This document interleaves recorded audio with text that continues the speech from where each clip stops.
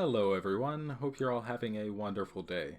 I've seemed to have made a grave mistake. In the spirit of Valentine's Day, I decided to pick a rom-com to watch and break down. Only, somewhere along the way, I decided to make it extra fun and find the worst rom-com possible, so that's what I did. I searched for the lowest rated Valentine's movie and I found this gem. The Hottie and the Nottie. It was the lowest rated on multiple websites, it has a 6% on Rotten Tomatoes, and it won multiple awards at the Razzies. Of course, I seen all those red flags and said it's perfect. I took one for the team and watched it, so you don't have to, although maybe you're like me and this is exactly what you're looking for. In that case, good luck, soldier. Without further ado, let's dive in.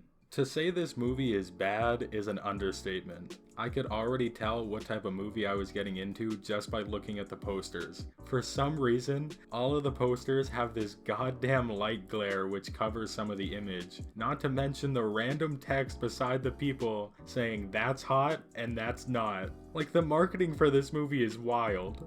If you can't already tell what they're trying to do from this, oh boy, you're in for a treat.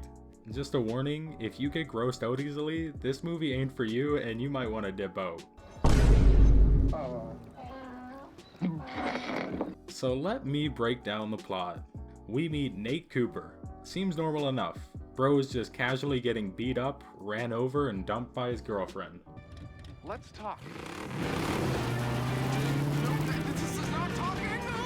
Nothing too crazy, only we learn the reason for his girlfriend acting this way is because bro is still obsessed with his first grade crush. We're not talking high school, not even middle school, he's still obsessed with his crush from when he was 6 years old.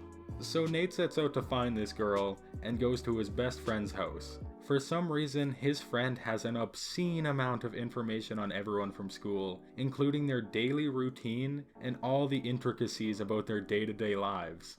Yep. You know, because usually 13's a bad age. From the first grade on, she just got hotter every year. He says, perfect, I'm still in love with Christabel Abbott, who I barely met as a toddler. My next choice of action is to obviously find her and stalk her? I guess so, and that's what he does. He sits on the bench at the beach with the other stalkers and waits for her to come by on her morning run, and then chases her and tackles her, which she's like strangely nonchalant about, by the way. Were you sniffing me?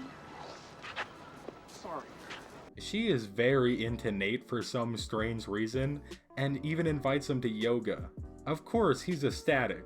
However, earlier, Nate's friend warned him about one thing in particular. Christabel's longtime best friend, June, who, well, I'll just let Arno describe her. It's like some hideous dragon guarding the princess from escape, you know? Just...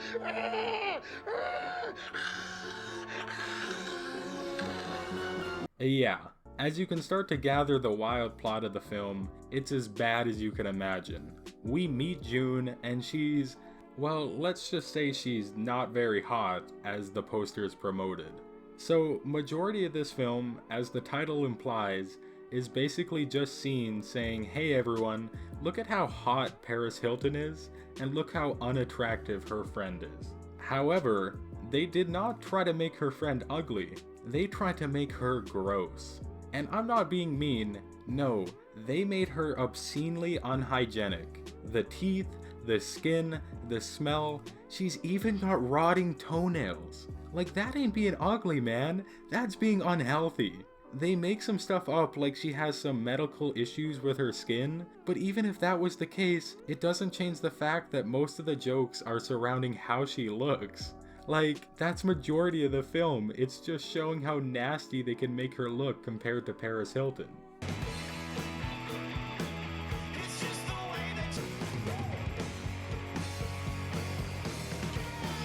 So the comedy is centered around everyone avoiding her like the plague, or just men trying to get with Paris Hilton and being grossed out by June. Anyways, Christabel is insanely horny and very into Nate, but tells him they can't be together because she is vowed to abstain from all relationships until her best friend finds someone special. So then it commences. Nate, being the creepiest simp in the world, stops at no lengths to find June a partner just so he can get a chance with Christabel. I'm talking anything. He offers some random dude over $1,000 to go on a double date, which turns out poorly because June flicks her rotting toenail and it lands in this dude's mouth. Nate, good news! I just lost my toenail. That ain't even funny, man. That was just nasty. He also offers a $2,000 spa day to them to try and fix June's hygiene. When none of that works out, he even tries to shock and zombify the same dude into thinking June is an attractive alien girl. I swear, dude, I can't make up how wild this movie is. As the film goes on, we're introduced to the foil to Nate's plans, Alpha Chad here. He's perfect. I mean, literally a perfect human being. He went to Harvard and he's a dentist, a marine, a pilot, and he even does charity work. How could I forget? He's like totally super hot too. Someday, somehow, you'll find. However, he doesn't want Christabel. Rather, he's interested in June. He finds June super interesting and wants to help her become more attractive. And for some reason, Nate is super pissed about this, even though his goal the entire film has been to find someone who will date June, just so he can be with Christabel. It makes no sense, but none of it does anyways, so screw it.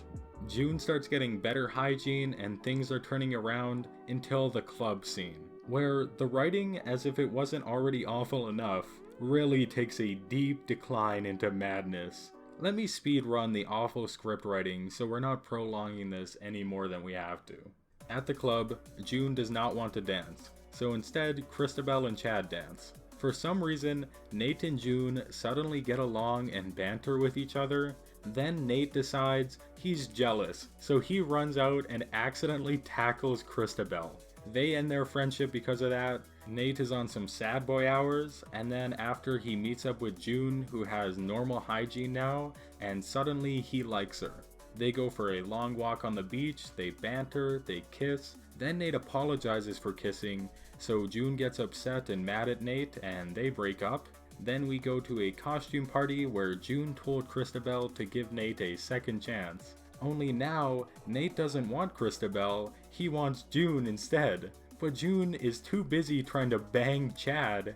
Meanwhile, Christabel is trying to bang Nate, but he finds an old Valentine's Day gift that he gave to June in first grade, and has a flashback realizing he's been obsessing over the wrong first grade girl, so he runs out to find June. He realizes that she did not bang Chad, so he figures she must be alone at the pier from a throwaway line earlier, and conveniently shows up to finish the movie with a kiss.